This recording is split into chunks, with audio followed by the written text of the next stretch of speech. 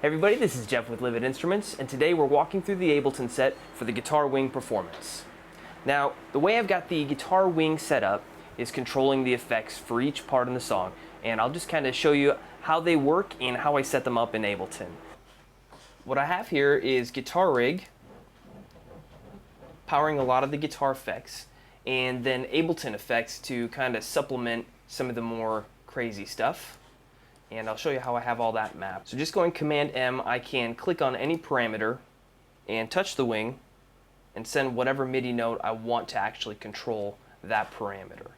And so this knob here essentially turns on my compressor and my gain booster to give me the lead tone. This I had for a clean section, which I ended up taking out of the video, so it's useless.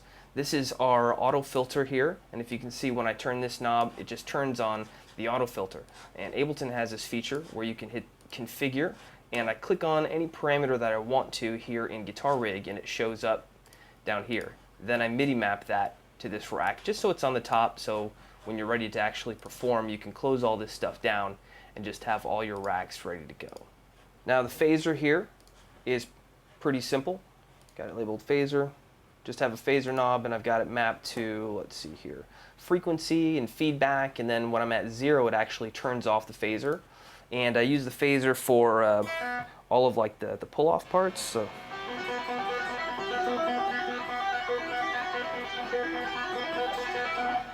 So just going through different values of the phaser, which is something that's unique to the Guitar Wing. The Guitar Wing, you can have all these ranged controls rather than just going to a pedal, turning it on, and that's all you get. Now you can actually dynamically change the effects as you play, which opens up a lot of different creative freedom. Now let's take a look at the bigger effects, which would be like this one here. Turn off my phaser. And a lot of different things are going on here for that. First one is this pitch pedal. And I've got an envelope in Guitar Rig controlling how fast that dives down. So as soon as I hit this button, the envelope triggers and the actual pedal starts depressing. That's the first thing that happens in the chain. Then over here, see which rack it is. I got a frequency shifter that I ended up turning off, as well as a bit crusher that I ended up turning off. But in this rack, we have a send effect going. So these are happening in parallel.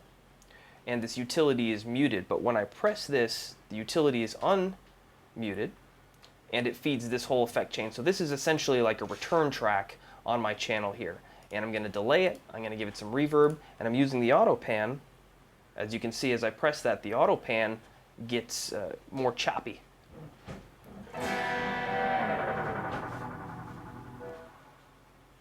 That's how that effect is created.